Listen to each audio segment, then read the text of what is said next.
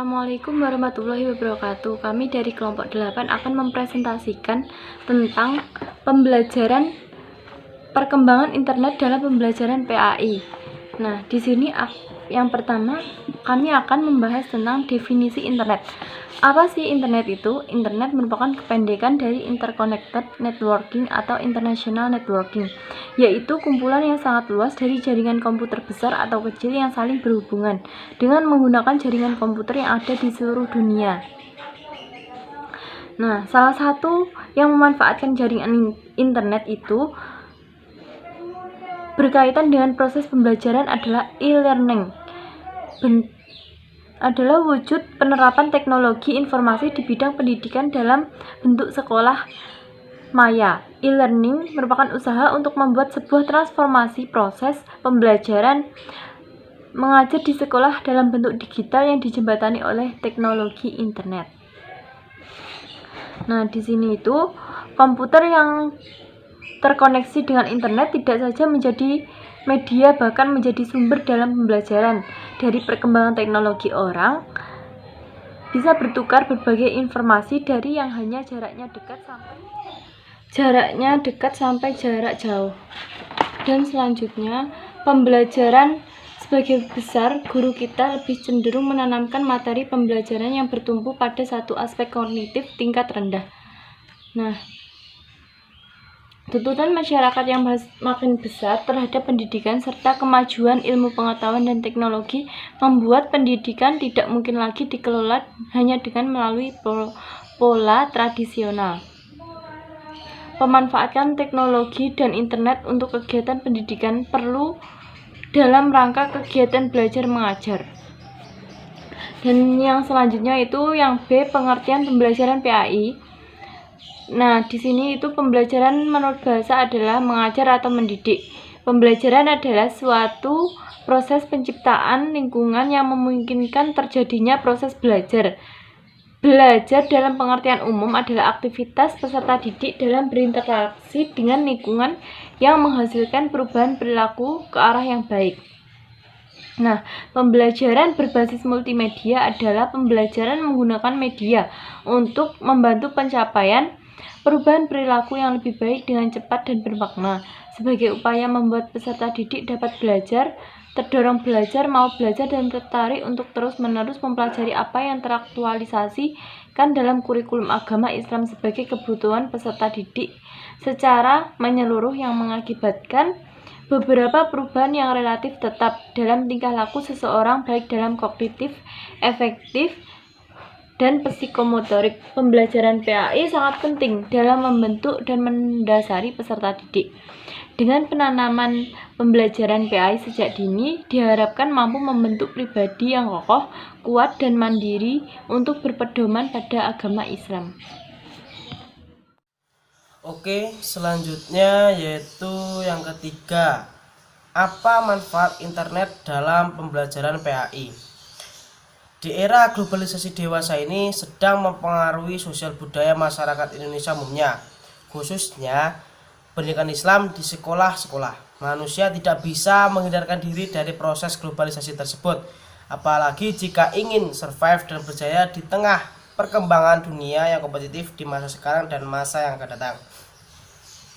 Manusia tidak bisa menghindarkan dari perkembangan zaman termasuk perkembangan teknologi, tetapi bisa menyelaraskan dalam beradaptasi dan dengan perkembangan tersebut tanpa menjauhkan diri dari norma-norma ideologi bangsa Indonesia.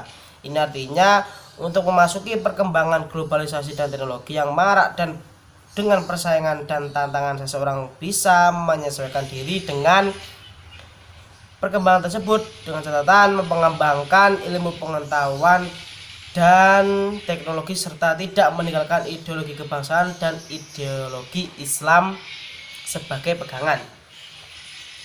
Nah, manfaat dari teknologi pada zaman sekarang itu yaitu adalah yang pertama,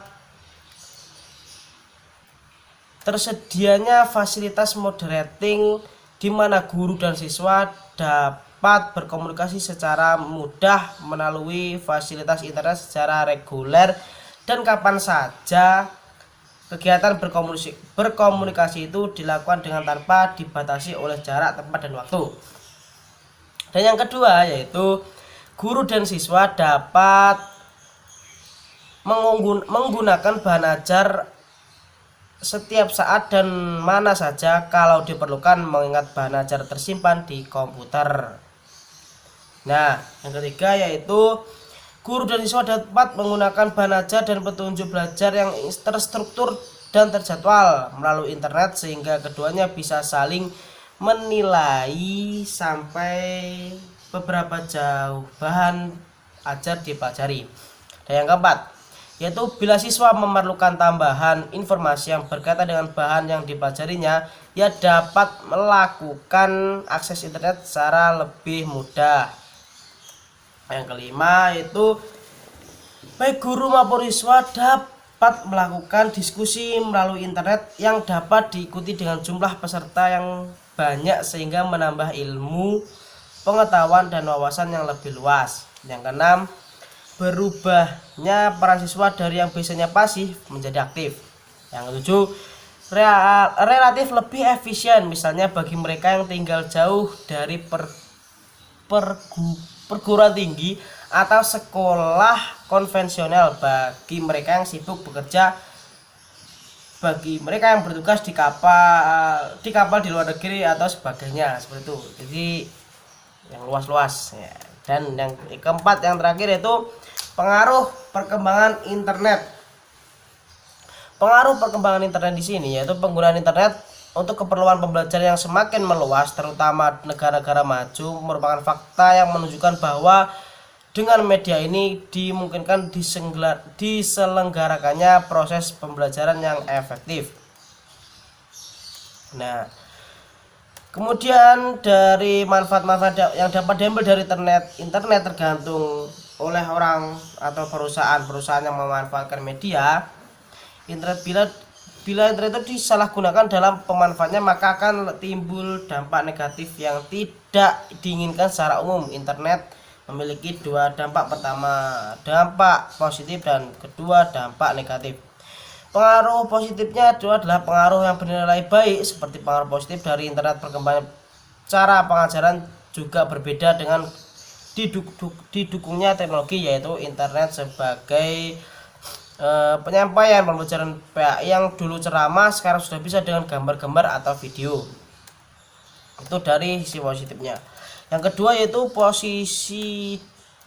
yaitu dari pengaruh negatifnya, yaitu internet dapat berakibat buruk bagi perkembangan anak didik. Misalnya di sini mengandung kebencian, kejahatan, kekerasan, dan sejenisnya. Berita-berita yang biasanya tidak kriminal atau bisa dikatakan tindakan pornografi, atau di situ ada alkohol, narkoba, dan seperti itu. Di situ dapat diakses dengan mudahnya pada zaman sekarang. Ya, sekian dari presentasi kami, semoga bermanfaat. Assalamualaikum warahmatullahi wabarakatuh. So look me in the eyes, tell me what you see. Perfect paradise, tearing at the seams. I wish I could escape. I don't wanna think, I wish I could erase